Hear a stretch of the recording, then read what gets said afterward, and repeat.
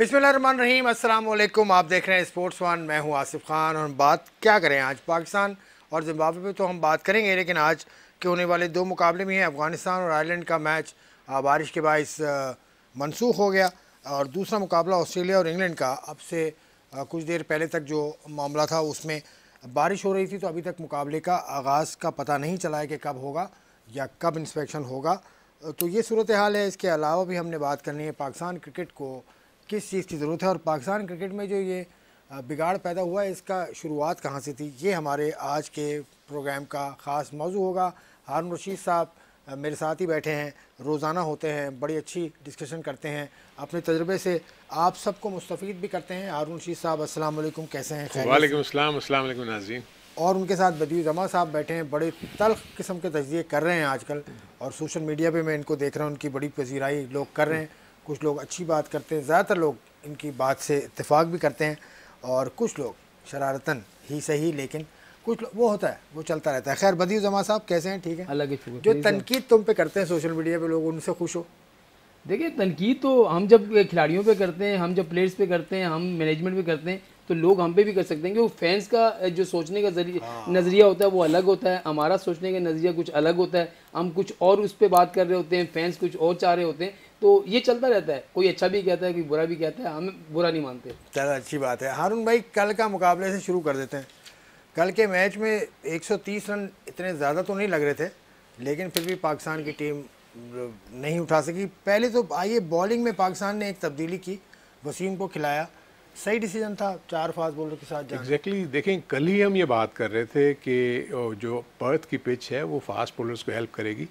I would say कि पाकिस्तान ने बहुत अच्छा कम बैक किया। स्टार्ट इतना अच्छा नहीं था, जिम्बाब्वे ने बहुत फ्लाइंग स्टार्ट लिया था, लेकिन आई थिंक जो हारिस रऊफ और वसीम ने बॉलिंग करके जो विकेट्स उनके गिरा दिए जल्दी, जिसकी वजह से वो 130 रन पे आउट हो गए। वरना मैं एक्सपेक्ट कर रहा था कि ये तकरीबन 150 से 160 रन करने चाहिए थे। बीच में जिम्बाब्वे ने बैटिंग भी बुरी की, क्योंकि 12 बॉलों पे 4 विकेट्स गंवा दिए उन्होंने, जिसकी वजह से उनको डेंट लगा और वो 130 रन पे आउट हुए।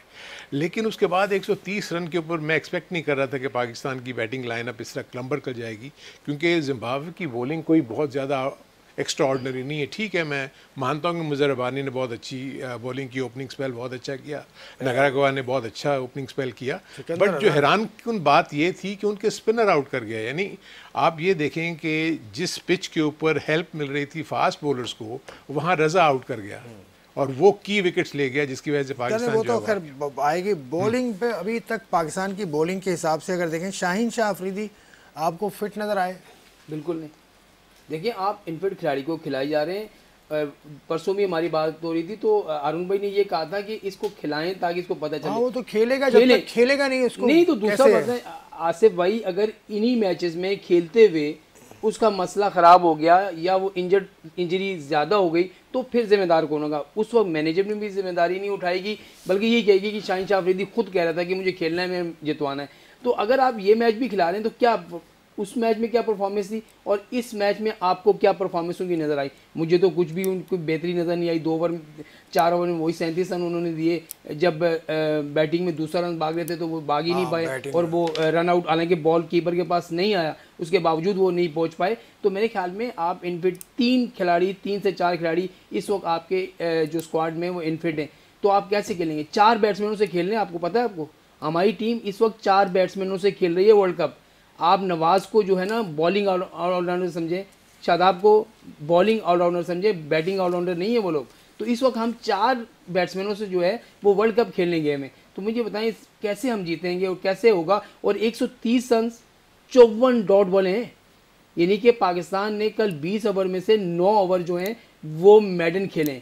तो फिर कैसे आप एक 130 रन को चेस करेंगे? तो ये भी तो आपको देखना होगा। चेस पे अभी नहीं आ रहे। बॉलिंग के हवाले से शाहीन शाह अफरीदी, आपके ख्याल में अब भी उसको चांस देना चाहिए? अब मैं तो सिर्फ ये पूछना चाहता हूँ कि इस वक्त पाकिस्तान के स्क्वाड में इसके अलावा और कौन सा फास्ट बॉलर बैठा हुआ है? हसनैन, सिर्फ हसनैन के अलावा मतलब देखें ना, हसनैन को भी आपने बिल्कुल मैच नहीं खिलाया हुए। अगर फॉर इंस्टेंस एक बंदा मैच ही नहीं खेला हुआ, वो आगे खेलता है, आई थिंक उसका पहला ओवर जो है वो इतना अच्छा नहीं हुआ था। बाकी आगे उसने बॉलिंग बुरी की, लेकिन ये मैं मानता हूँ कि वो रस्टी है। ये तो हम पहले ही कह रहे थे कि आपने उसको बगैर खिलाए हुए जब आपने ये मैचेस खिला दिए हैं, तो आप उसको रोक रोक के कौन से कोई मैचेस खिलाओगे तो वो दोबारा फिट हो जाएगा।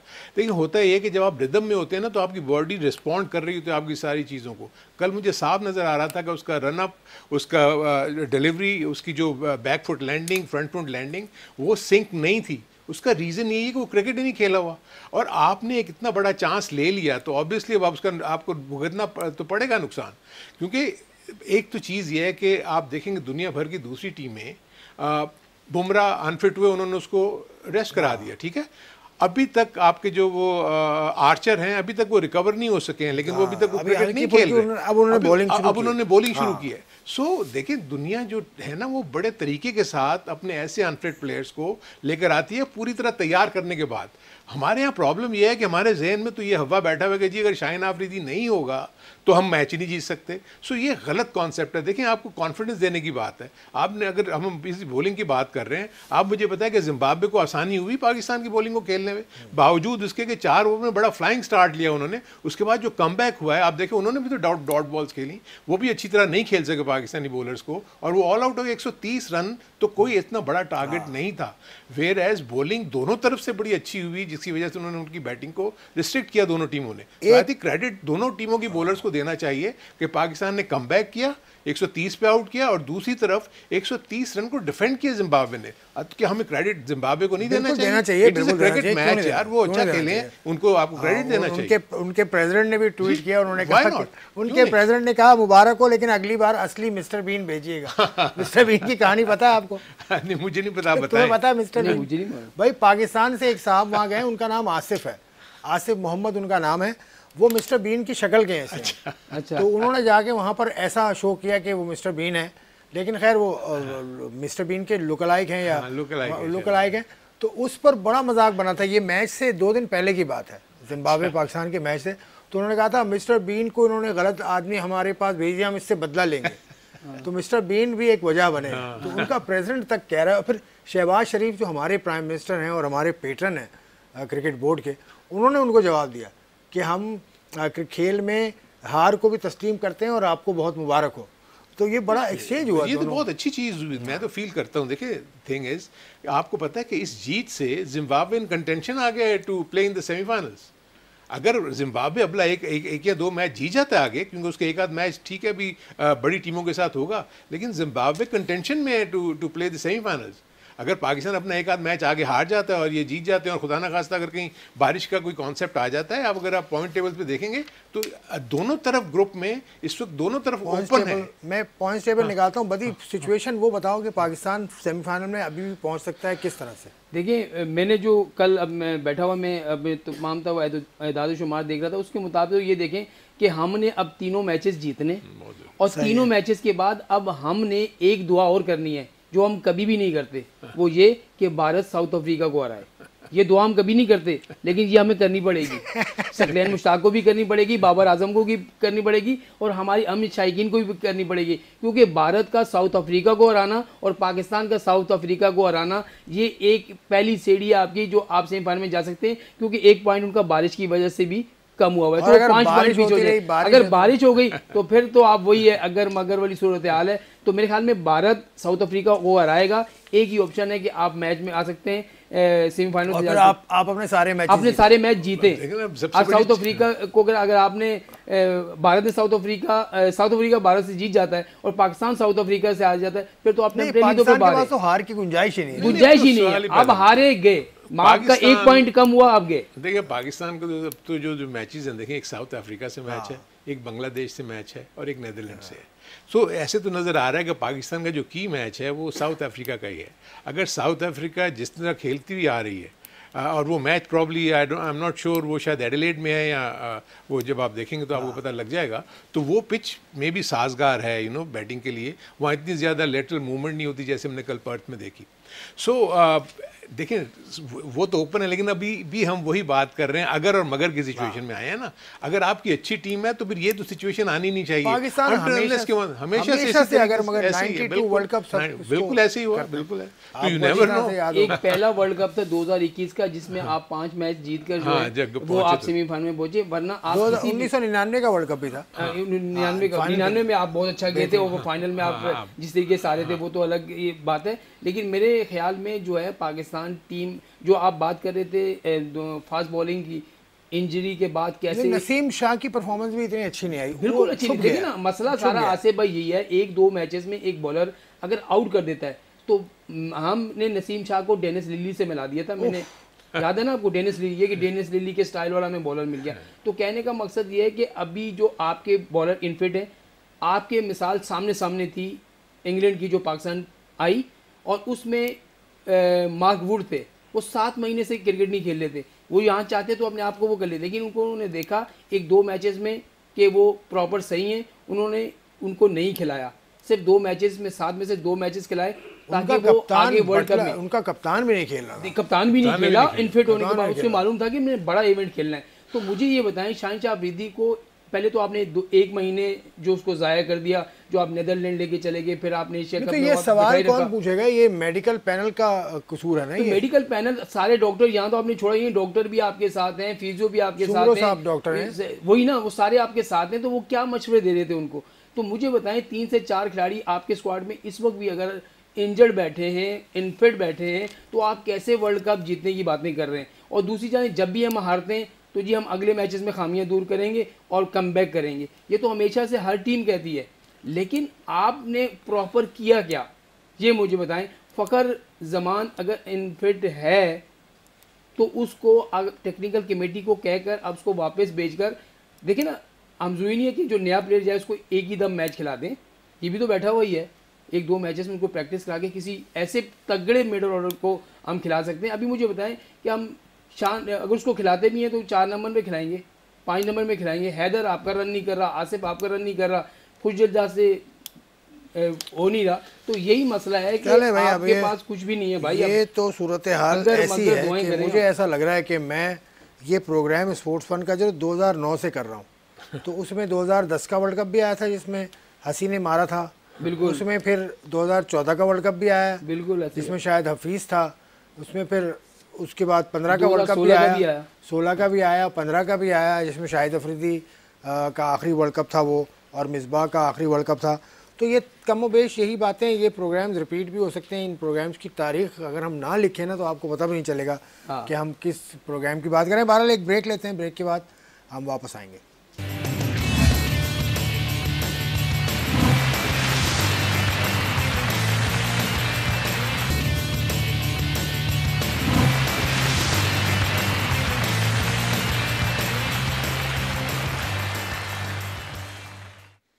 स्पोर्ट्स वन आप देख रहे हैं। हम वर्ल्ड कप पे पाकिस्तान की जो परफॉर्मेंस अब तक हुई है उस पर हम बात कर रहे हैं। पाकिस्तान की जो पहले पाकिस्तान ने बॉलिंग की थी उसके हवाले से बात हो गई। अब बैटिंग की अगर बात करें तो 130 रन का हदफ था। पाकिस्तान के ओपनर्स बाबर आजम जिस तरह से आउट हुए, ऐसा लग रहा था कि वो गेंद को आगे जाके खेल रहे हैं, जो कि बाउंस के हिसाब से ठीक नहीं है। देखिए, सबसे बड़ी बात यही है कि आपको एज ए बैट्समैन एडजस्ट करना पड़ता है अकॉर्डिंग टू दी कंडीशंस। आपको याद होगा जब पहली मैच में मैं जब ऑस्ट्रेलिया की पिचेस की बात कर रहा था तो आपको बता रहा था कि वहाँ पर जो बॉल पाकिस्तान में नी हाइट पे आती है, वहाँ पर उसी जगह से गेंद आपकी वेस्ट हाइट पे आएगी, तो आपको अपनी जगह पर रह के खेलना पड़ता है। वो अडेप्टेबिलिटी जो है वो नहीं है। और दूसरा, आप पिछले 1 साल से उठा के देख लें कि जब बाबर आजम और रिजवान रन्स करते हैं तो आपका स्कोर कोई 160-170 होता है। जीतना और हारना तो बात की बात है, लेकिन जब भी आपके दोनों बैट्समैन आउट हुए, जब भी मिडिल ऑर्डर के ऊपर प्रेशर आया तो आपकी मिडिल ऑर्डर तो कुछ भी नहीं कर सकी। फिर उसके बाद आप मुसलसल बैटिंग ऑर्डर में चेंजेस कर देते हैं। आप एक बैट्समैन को मेंटली कैसे सेटल होने देंगे जब तक उसको ये पता ही नहीं होगा कि उसने किस नंबर पे जाना है। अब मुझे बताएं, 130 रन का मतलब है 6.5 रन एन ओवर आपको चाहिए। एक नॉर्मल क्रिकेट खेलते हुए आप वो टारगेट अचीव कर सकते थे। शादाब खान का ऊपर आना मुझे किसी तरीके से समझ में नहीं आता। एंड देन शादाब ऊपर आने के बाद एक छक्का मारते हैं और उसके बाद दूसरा फिर उन्होंने ऊंची शॉट मार के अपने आप को अपनी विकेट गंवा दी। और उसके बाद जो मैं अगर हैदर की बात करूं, मुझे तो उसमें एक बहुत बड़ा टेक्निकल इशू नज़र आ रहा है कि वो बॉल को हाथ से निकलते हुए नहीं देखता, वो जब हवा में देखता है, जिसकी वजह से वो लाइन मिस कर जाता है। कल एक स्पिनर की बॉल को जो उसने थोड़ा सा नकल बॉल किया, आपने उसकी लाइन को ही मिस कर दिया। आपने इसका मतलब उसके हाथ से बॉल को निकलते हुए नहीं देखा। Batsman as a batsman ball को हाथ से निकलते हुए देखता है, उसके बाद एडजस्ट करता है बॉल को, देखे कि लाइन कहाँ आ रही। आपकी लाइन उसकी विकेटों के दरमियान थी और आप ऑफ स्टंप के बाहर खेल रहे थे, सो इसका मतलब आप हवा में ढूंढ रहे थे बॉल कहाँ है। सो ये बहुत बड़े इश्यूज़ हैं कि आपकी जो बैट्समैनशिप है वो तो मुझे लगता है कि सिवाय अगर बाबर हो वो ना कर सके। बाबर कल जो अपनी जगह पर रह के खेलने वाली बॉल को, आप बॉल को जब लेने जाओगे, जब वो हाइट पकड़ेगी तो आपकी एज लेके कहीं ना कहीं तो जाएगी। तो ये बाउंसी ट्रैक्स पे खेलने का जो उसी जगह पे रह के है, हाँ, वो कौन बताएगा पाकिस्तान में? ये बैट्समैन खुद एडजस्ट करता है, सारी दुनिया तो यानी करती है, लेकिन कोचेस की हमें जरूरत ही नहीं है टॉप नहीं, पे। कोचेस तो देखें, आप मुझे ये बताएं कि जब भी आप कहीं जाने से पहले आप होमवर्क करते हैं या नहीं करते कि यार हम कौन सी जगह पे जाके खेलने जा रहे हैं। अगर हम ऑस्ट्रेलिया खेलने जा रहे हैं तो हम सारा देखेंगे ना कि ऑस्ट्रेलिया किस तरीके से वहाँ हम खेलते चले आए हैं। ऑस्ट्रेलिया में आप उठा के देख लेंगे बहुत कम, जब तक के पूरे मुंह पे बॉल ना हो आप फ्रंट फुट पे आके उसको ड्राइव नहीं खेलते। अपनी जगह रह कट खेलते हैं या उसको ऑन दिया आप इधर उधर खेलने की कोशिश करते हैं, लेकिन अपनी जगह पे रह के। आप कल देखें रिजवान स्ट्रगल कर रहा था, रिजवान ने भी जो 2-3 शॉट्स मारे हैं बीच में से, वो जो मारते थे यहाँ पर वो गेंद स्क्वायर लेग पे जाती थी, वहाँ टॉप एज होकर आपकी गेंद, वो छक्का भी जो हुआ वो टॉप एज होकर पीछे गया। इवन शान मसूद ने भी जो हट के मारने गए वो टॉप एज, शान ठीक है अच्छा खेला लेकिन चांस ही नहीं थी उसकी भी। वो उस टाइम पे आउट हो गया जब आउट नहीं होना चाहिए था। बैटिंग ऑर्डर के हिसाब से हैदर अली के बारे में जो बात की वो ठीक लगती है, मुझे भी ठीक लगती है कि उस अगर वो स्ट्रगल कर रहा है तो उसको थोड़ा सा टाइम मिलता ना, अगर वो पहले आ जाता बैटिंग करने। देखिए कल मौका था आसिफ भाई, अगर आप उसको उसके नंबर पे भेजते और उसको ये कहा जाता है कि भाई आपने लंबा खेलना है, हमें छक्का नहीं चाहिए, हमें चौका नहीं चाहिए, आप सिंगल डबल करें और अपनी एक तो फॉर्म में वापस आएँ और दूसरा जो है सिंगल डबल से ही मैच निकल आएगा। 6.5 कोई इतना बड़ा स्कोर नहीं है आप ओवर में करना, क्योंकि ये आप समझ लें आपको वनडे एक मिला था कि आप 15-16 ओवर तक ऐसे खेलते रहते। जब आप देखते कि हमें रन रेट भी बढ़ाना है तो आखिर के 4-5 ओवर में आप उसको लंबी हिटें मार के शॉट मार के आप उसको स्कोर को पहले भी ख़त्म कर सकते थे। लेकिन मेरी समझ में नहीं आया कि टीम मैनेजमेंट वहाँ पर क्या कर रही है। और दूसरा जो बाबर आजम का आपने आउट का बोला, देखिए बाबर आजम को आदत है वही यूएई की विकेटों वाली, पाकिस्तान की विकेटों वाली, कि जहाँ आप बॉल आगे आता है आप कवर मारते हैं और ज़बरदस्त तरीके से चौका जाता है, जिसकी हम तारीफ भी करते हैं। लेकिन ऑस्ट्रेलियन विकेट पे जब बॉल पड़ता है ऊपर आएगा तो आपकी कवर ड्राइव कैसे लगेगी? उसको तो आपने बैकफुट पे वो तो एडजस्टमेंट कराना है ना, यूसुफ का काम है ना। यूसुफ भाई ने क्या कराया? यूसुफ भाई जो है वहाँ पर बैठे, यूसुफ भाई के पास क्या कोचिंग क्वालिफिकेशन है? आपसे ये तो कह रहा हूँ ना, मुझे बता किसी के पास नहीं है। सकलैन के पास, सुन ले, सकलैन के पास क्या हेड कोच का क्या ये तो कह रहा हूँ, आप सुन तो लेना आसिफ भाई। यही तो मैं रोना इस बात का आ रहा है, हमें दुख इस बात का है कि आपके पास आप जो कोचेस लेके आते हैं कहते हैं कि अपने दौर का बेहतरीन बैट्समैन था। क्या अपने दौर का बेहतरीन बैट्समैन जो है वो कोचिंग कर सकता है? भाई पाकिस्तान में लेवल 4 कोचेस बहुत कम है ही नहीं। शाहिद असलम है, सभी अजहर है, मैं आपको बताऊं ये जो आपके क्लब क्रिकेट में आसिफ भाई मैं आपकी बात कर रहा हूं, आपकी बात कर रहा हूं, खान तो नहीं है आपकी बात, ये फर्स्ट क्लास क्रिकेट में, क्लब क्रिकेट में ऐसे कोचेस हैं जो इनसे बहुत अच्छा जानते हैं।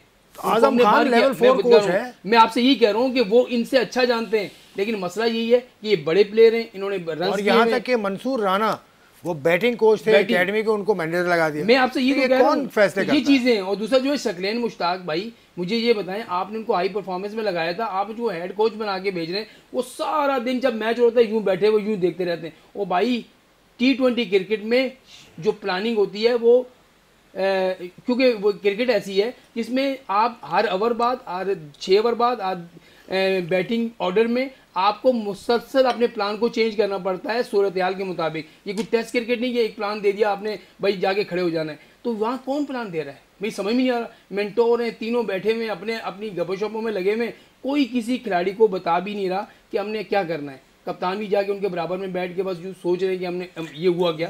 तो मेरे ख्याल में मुझे ऐसा लगता है अगर पाकिस्तान क्रिकेट का हम डाउनफॉल देखें तो मिकी आर्थर और सरफराज अहमद की जो जोड़ी थी बिल्कुल बहुत अच्छी थी। इस वजह से एक उसका प्लस पॉइंट ये था कि जो भी आज नज़र आ रही है कोर आपको पाकिस्तान टीम की, शादाब हैं, बाबर हैं, हसन अली हैं। हसन अली अभी आउट ऑफ फॉर्म है लेकिन हसन अली भी है, फ़खर जमान है, ये सारे के सारे उसी दौर के बच्चे हैं। देखिए शाहीन अफरीदी भी उसी दौर का। नहीं, सीधी सी बात है, इसमें तो कोई दो राय नहीं है, क्योंकि हम आई थिंक इसी हमने प्रोग्राम में जिक्र भी किया था कि जो सबसे बड़ी गलती जो पाकिस्तान ने कि वो सरफराज को कप्तानी से हटाना था T20 की। मैं मानता हूँ कि उसको टेस्ट क्रिकेट की कप्तानी से हटा देते, वनडे से हटा देते, लेकिन T20 में वो बहुत सक्सेसफुल कैप्टन है। आउट ऑफ 12 मैचेस अगर 11 मैचेस वो जीता हुआ है, प्लस उसने वो चैंपियंस ट्रॉफी भी मेरा ख्याल है वो जीत के आए हुए थे। तो इतनी जल्दी आपने एक ऐसे शख्स को डिस्कार्ड कर दिया, ये बात कहते हुए कि रिजवान जो है वो बहुत अच्छी विकेट कीपिंग कर रहा है और बैटिंग भी अच्छी कर रहा है, इसमें कोई शक नहीं है। क्या दुनिया की दूसरी टीमों में 2-2 विकेट कीपर नहीं खेल रहे? क्या सरफराज विकेट करके, क्योंकि रिजवान फील्डिंग भी बहुत अच्छी कर सकता है, वो एज ए बैट्समैन टीम में आता है, तो ये हो सकता था। आई थिंक ये वो चीज़ें हैं जिनका खुमियाजा अब हम भुगत रहे हैं। और दूसरा जो आपने कोचिंग की बात की, देखें जब आप जिसको कहते हैं ना too many cooks spoil the broth, exactly आपने वहाँ पर मेंटोर्स भी रखे हुए हैं, वहाँ पर बॉलिंग कोचेस दो हैं, वहाँ पर बैटिंग कोच अलग है, हेड कोच अलग है। आप मुझे बताएं कि जो प्लेयर सामने बैठे हुए होंगे, जब वो 8 डिफरेंट किस्म के ऑप्शन सुन रहे होंगे, आप मुझे बताएं कि उनका माइंड कंफ्यूज होगा या नहीं होगा। दूसरा जो सबसे बड़ा एतराज़ मुझे जो प्लेयर्स के ऊपर है, जैसे ही प्लेयर्स रोप को क्रॉस के अंदर चले जाता है ना, तो फिर कोच बाहर रह जाता है, क्योंकि फिर आप ही अपने कोच हैं। अगर आपने बॉलिंग करना है तो आपको पता है कि मैंने कहाँ बॉल करके कैसे उसको आउट करना है, मैंने बैट्समैन को कैसे रीड करना है और बैट्समैन क्या कर रहा है, या मैं बैट्समैन हूँ तो बॉलर क्या कर रहा है, मैंने उसको किस तरीके से टैकल करना है। क्या स्प्लिट ओवर सेकंड में आपके जहन में आ गए कोच ने आपको क्या कहा?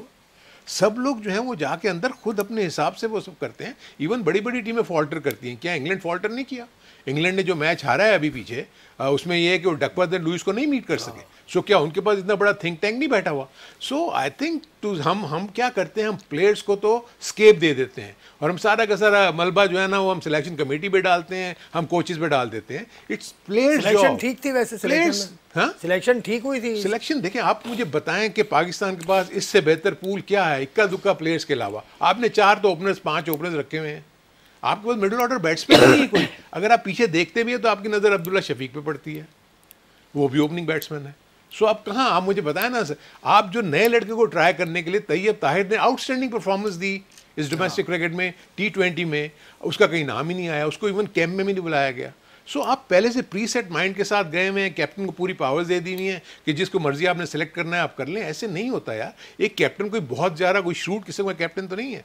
बाबर अभी क्रिकेट की उस जगह पे पहुंचा है जहां पर वो, अगर उसको आपने इतनी पावर्स दे के डिक्टेट कर दिया, वो कोई ग्रेट प्लेयर्स लाइक मियादाद या इंजमाम या इमरान खान की तरह का कैप्टन नहीं। सलीम मलिक जैसे बेस्ट कैप्टन। चलें इस पर बात करेंगे, कप्तानी पर बात करेंगे। बदियुज़्ज़मा कुछ कहना चाह रहे हैं, कप्तानी पर बात करेंगे इस ब्रेक के बाद।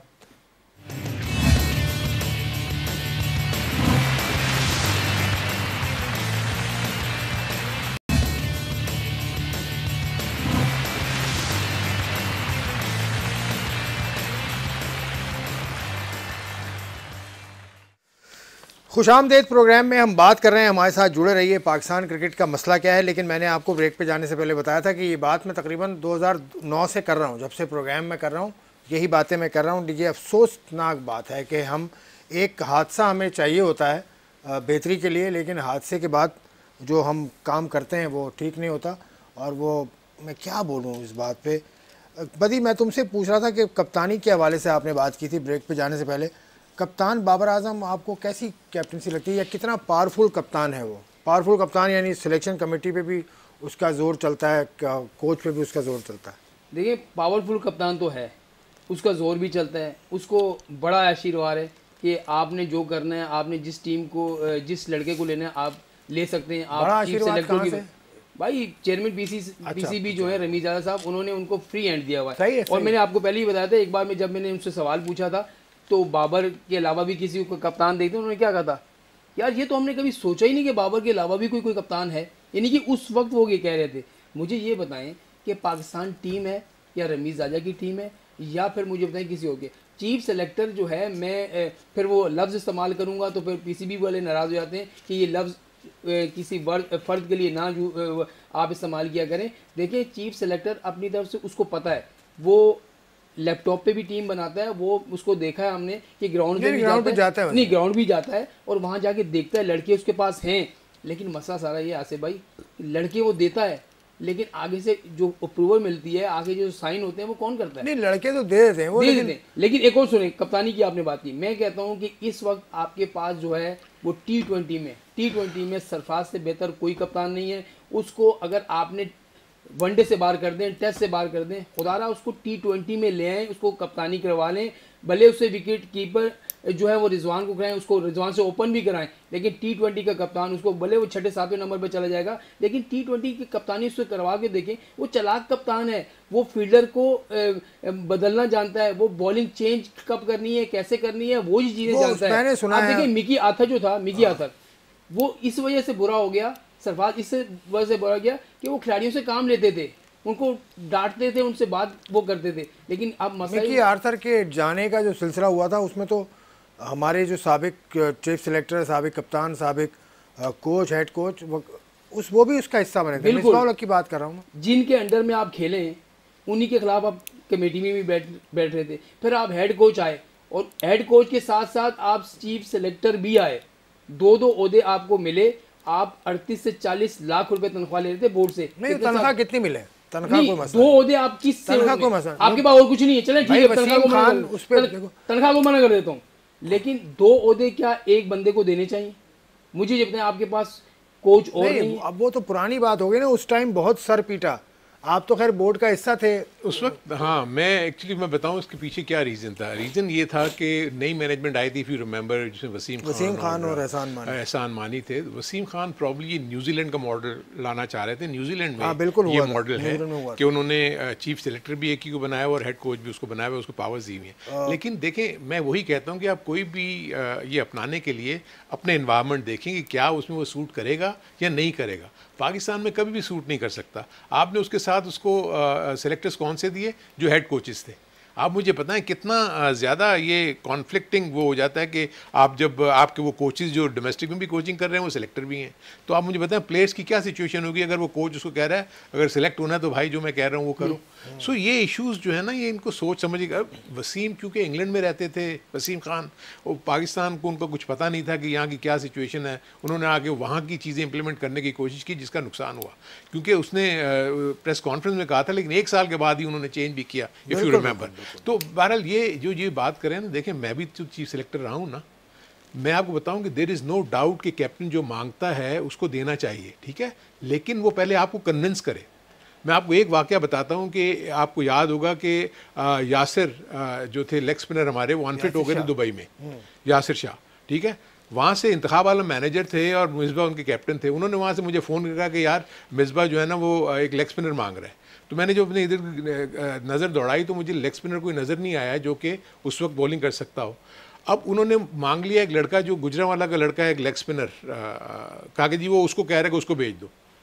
अब मैंने कहा यार मैं उसको कैसे भेज दूँ? मैंने उसका ट्रैक रिकॉर्ड देखा, उसका नाम मुझे ज़हन से, गुजरांवाला का लड़का तो मुझे तो कोई शेखुपुरा या गुजरांवाला का एक लेग स्पिनर था, वो भी खेल रहा है, वो मुझे भी नाम उसका याद नहीं आ रहा। मैंने कहा देखो, मैंने उसकी ट्रैक रिकॉर्ड उठा के देखा, उसने फर्स्ट क्लास का एक ही मैच खेला हुआ। मैं उसको टेस्ट मैच के लिए जिसने सिर्फ 8 ओवर किए, 4 ओवर किए, मैं कैसे भेज दूंगा?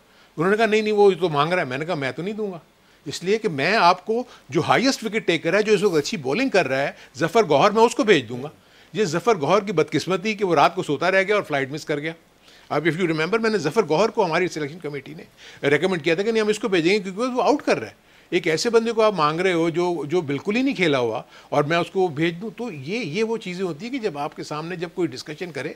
मेरी इस तरह बहुत आर्गूमेंट्स हुई, वकार के साथ भी हुई मेरी और मिसबा के साथ भी बहुत दफ़ा हुई कि जो चीज़ वो मांग रहे थे अगर वो कन्विंस मुझे कर लेते तो यस ले लें। अगर मैं कन्विंस नहीं हो रहा, मेरी सिलेक्शन कमेटी कन्विंस नहीं हो रही, तो मैं कैसे आपको प्लेयर दे दूंगा? तो यहाँ भी ये issue, I am not sure कि वसीम किस तरह इसको हैंडल करते हैं, कैसे नहीं करते, मुझे इसका आइडिया नहीं है। लेकिन सिलेक्शन कमेटी का बहुत इंपॉर्टेंट रोल है, क्योंकि हमारा तो हर सेलेक्टर हर जगह पे मैच शुरू होने से आधा घंटा पहले वहाँ होता था और आखिरी वक्त में वहाँ से निकलता था। एवरी डे हम मैच देखते थे सारी जगहों के ऊपर। सो ये इशू ऐसे नहीं है। अब तो सिलेक्टर खुद ही टीम के कोचेज हैं, अब तो फॉरेन कोचेस भी लगाए जा रहे हैं first class team. Foreign coaches देखिए, मैं आपको फिर आपको फॉरेन कोच क्या सिलेक्टर भी वही होगा? नहीं, ऐसा तो नहीं हो सकता। देखिए मैं आपको एक चीज़ बताऊं कि अभी आपने थोड़ी देर पहले बात की थी जिसमें लेवल 1, लेवल 2, लेवल 3, लेवल 4, ये जो है ना, ये एजुकेशन है बेसिकली। ये आपको कोचिंग के एस्पेक्ट्स, नेट मैनेजमेंट, आपकी overall management of the team, man management, आपकी ह्यूमन बायोमैकेनिक्स, किस तरीके से एक्चुअली ये वो तालीम है जो आप एज ए कोच हासिल करते हैं। अगर लेवल, जैसे मैंने लेवल 3 इंग्लैंड से किया, लेवल 4 के कोचेज जो हैं वो उनको फिर पूरी की पूरी क्रिकेट के ऊपर ना उनकी एडमिनिस्ट्रेशन के ऊपर उनको पूरा अबूर हासिल हो जाता है। वो उसको इम्प्लीमेंट कैसे करते हैं, जैसे देखिए जिस तरह एक MBA या कोई भी बंदा यहाँ से अगर प्रोफेशनल कॉलेज से निकल के आता है, उसके बाद जब वो किसी भी जगह जॉब करते हैं तो वो उस तालीम को लेके ज़रूरी तो नहीं कि वो उसी तरह वो करता है, वो अपनी भी सोच उसमें इस्तेमाल करता है कि मैंने ये सीखा हुआ है, इसको मैंने इम्प्लीमेंट कैसे करना है। और वो उसके सामने जो ऑडियंस बैठी हुई है जिसमें मेरे पास 15 प्लेयर्स बैठे हैं, उनका माइंडसेट क्या है, वो किस तरीके से सोचते हैं और हमने इनको किस तरीके से मोल्ड करना है कि ताकि ये एज ए बंच, देखिए हमारे इस मुल्क में आय बहुत है, वी नहीं है। जब तक क्रिकेट में वी नहीं होगा हम कभी भी कामयाब नहीं हो सकेंगे। साउथ अफ्रीका के हर क्रिकेट ग्राउंड में लिखा होता है there is no I in our team, we are going to do something. यानी हम यहाँ पर तो मैंने ये कर दिया, मैंने वो कर दिया, आपका कोच आगे ही कहता मैंने तो ये किया था, तुम भी यही करो। दिस इज़ बैड, ये कोचिंग नहीं है। सो ये बहुत लम्हा फिक्री है पाकिस्तानी क्रिकेट के लिए। तो इन्होंने एक जुमले में समझा दी बात, आई नहीं है वी है। बिल्कुल यही है। जब आप मैं करते रहेंगे तो फिर आप में ही बकरी बन जाएंगे, तो बकरी बन जाएंगे। वही बकरी वाला तो बकरी बने हुए मुझे नहीं, हम तो नहीं, मेरी बात सुने कि अगर आप एक प्लेयर रन्स कर रहा है तो भाई वो इंटरनेशनल क्रिकेट खेल रहा है, वो अगर वो इंटरनेशनल क्रिकेट प्रोफेशनल प्लेयर है, आप उसको पूरा हर चीज दे रहे हो, आप उसको हर चीज उसको प्रोवाइड कर रहे हो, लेकिन जब आप वो रन्स भी कर रहा है और उसके बाद उसके रन्स हमारी टीम के काम नहीं आ रहे हैं, हम मैच हारे जा रहे हैं, तो वो रन्स किस काम के हैं? मैंने कल भी आपसे बात की थी कि बाबर के और रिजवान के 30-60 रन में मंजूर हैं, 17, 16 या 13 बॉलों पे। हमें बाबर आजम के और रिजवान के 50-50 रन जो हैं वो 45 बॉलों पे मंजूर इसलिए नहीं है कि वो हमें मैच हरवा रहे हैं। भाई 20 रन करें टीम जीते। आप आसिफ ने भी जो है वहाँ पर एक एशिया कप में पिछले वर्ल्ड कप में 24 रन किए थे, उससे टीम जीती थी ना। तो क्या हुआ, वाह वाह हो गई जी, और कोई साढ़े लाइक खिदमत। तो वही वाली आज तक चल रही है। टीम में नहीं था कल तो। वो सही कह रहे हो, वो गलत नहीं। देखिए जैसे भी बदी बात कर रहे हैं आप, मुझे बताएं भी, मैं पिछले आपको मैच की मिसाल देता हूँ, इंडिया वर्सेस नीदरलैंड। 15 ओवर तक इंडिया का क्या स्कोर था? कुछ भी नहीं था ना। ठीक है, मेरा कहने का मतलब ये है कि जो बात हम करना चाह रहे हैं कि 15 ओवर तक विकेट्स इन हैंड, उसके बाद आप देखेंगे उन्होंने नेक्स्ट 5 ओवर्स में क्या किया। So this is how cricket is being played. Batsmanship ये होती है, आपने सिचुएशन को रीड किया, ऑपोजिशन को रीड किया, वो क्या उनके पास क्या एज ए बैट्समैन जब मैं जाता हूँ तो मैं 5 बॉलर्स को अपने जेहन में नहीं रखता कि जिम्बाब्वे के कौन से 5 बॉलर हैं जो बॉलिंग करेंगे। अच्छा ये करता है, ये करता है, ये करता है, मैंने उसको कैसे टैकल करना है, ये है एक्चुअली गेम प्लान। आसिफ भाई ये देखिए ना, ये होता ये है कि जब भी कोई भी बड़ा बैट्समैन होता है या क्रिकेट को समझ रख रहा होता है, उसको पता होता है कि अभी जो बॉलिंग हो रही है वो बॉलिंग ऐसी हो रही है कि फंस रहे, बैट्समैन फंस रहा है, तो वो उसको देखता है, वो देखता है कि कौन सा बॉलर हल्का है, उसी पे जाके वो यार बात ये एक और चीज़ देखते हैं कि हम अपनी मर्जी का चीज़ पे तनकीद भी हम अपनी मर्जी की करते हैं। हालांकि अगर देखा जाए ना तो पाकिस्तान की क्रिकेट जो ख़राब हुई है, वो जो सिस्टम ख़राब हुआ है ना, ये जब आपने न्यूजीलैंड जैसे मुल्क का सिस्टम यहाँ पे, ऑस्ट्रेलिया जैसे मुल्क का सिस्टम यहाँ पे लाने की कोशिश की ना कि 6 टीम्स होंगी और यही होगा और मैंने कह दिया है, मैंने क्रिकेट ज़्यादा खेली है, 6 टीमों में 192 लड़के हैं। हाँ सही है। और आपकी जो टॉप जो पीसीबी में लोग बैठे हैं ना, उनकी मैं फिर बात करूंगा पैसों की, तो आप बोलेंगे पैसों की बात करते हैं। मैं कह रहा हूँ एक बात आप ही लाते हैं, 192 लड़के कहाँ 1300-1400 लड़के जो कॉन्ट्रैक्ट में हुआ करते थे, चाहे वो डिपार्टमेंट से खेलें चाहे वो पीसीबी के उसमें हों, वो 1300-1400 हुआ करते थे। लेकिन आज 192 लड़के हैं, बाकी लड़के कहाँ चले गए? कोई रिक्शा चला रहा है, कोई सुजुकी चला रहा है, कोई ये तो डिबेटेबल पॉइंट है। इस पे तो मैं बहुत सारी चीजें मैं बता सकता हूँ। 1300 में से भी आपकी टीम नहीं बन सकती, 192 में से भी टीम नहीं बन रही। You know the thing is कि आपके पास क्वालिटी नहीं है।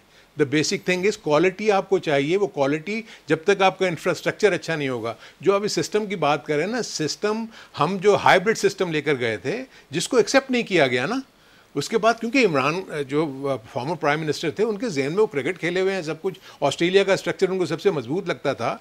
हम जो सिस्टम लेके गए थे वो हम हाइब्रिड सिस्टम था जिसमें डिपार्टमेंट और रीजन्स ने मिलके उस क्रिकेट को चलाना था, और उसमें किसी प्लेयर के साथ ज्यादती नहीं होनी थी, किसी प्लेयर की जॉब नहीं जानी थी। ये तो खैर बहुत किसी प्रोग्राम में हम लंबी बात करेंगे, आपसे डिटेल में हम बात करेंगे। अभी ऑस्ट्रेलिया इंग्लैंड का मैच मुझे अंदाजा नहीं है कि शुरू हुआ कि नहीं हुआ, लेकिन अफगानिस्तान और आयरलैंड का मैच तो बारिश के नज़र हो गया है, जिसके बायस अफगानिस्तान की टीम को काफ़ी दुख होगा, क्योंकि ये दूसरा मुकाबला है उनका जो बारिश की नज़र हुआ है। इससे पहले का मुकाबला भी उनका बरसात की नज़र हो गया था। पाकिस्तान को बहुत ज़्यादा संभलने की ज़रूरत है, पाकिस्तान को बहुत ज़्यादा दुआओं की ज़रूरत तो होती ही है, लेकिन स्किल्स के हवाले से पाकिस्तान को बहुत कुछ करना है। पाकिस्तान को प्लानिंग अपनी जो करनी है, मैच खेलने की जो प्लानिंग है, जो बैटिंग ऑर्डर है, जो बॉलिंग ऑर्डर है, जो दूसरी सारे लवाजमात हैं, उनको देखना होगा। अभी भी सब कुछ नहीं निकला है पाकिस्तान के हाथ से, बहुत कुछ निकल चुका है, लेकिन हम पीछे खड़े हैं, अभी भी पाकिस्तान टीम के पीछे खड़े हैं। हम भी, हारून भाई भी, बदियुज़्ज़मा भी, सारे पाकिस्तानियों की ख्वाहिश है कि पाकिस्तान करे, कुछ करे, बेहतर करे और अच्छा करे। और पाकिस्तान को साउथ अफ्रीका से अभी मैच खेलना है, नीदरलैंड से मैच खेलना है, बांग्लादेश से मैच खेलना है, तीनों मुकाबले जीतने हैं, उसके बाद फिर कुछ होगा। सबसे दुआओं की दरख्वास्त है, सबसे दुआओं की दरख्वास्त तो रहती है, क्योंकि दुआ ही जो है हमें जिताती है, दुआ से ही हम जीतते हैं। और दूसरा, अभी तक जो आप कह रहे थे मैच का, तो आउटफील्ड गीली है, जिसकी वजह से अभी तक टॉस भी नहीं हुआ। टॉस अभी तक नहीं हुआ है। ऑस्ट्रेलिया वर्सेस इंग्लैंड और अफगानिस्तान और वर्सेस आयरलैंड का मुकाबला पहले ही मनसूख हो चुका है बारिश से। मुझे इजाज़त दीजिए, खुदा हाफिज़।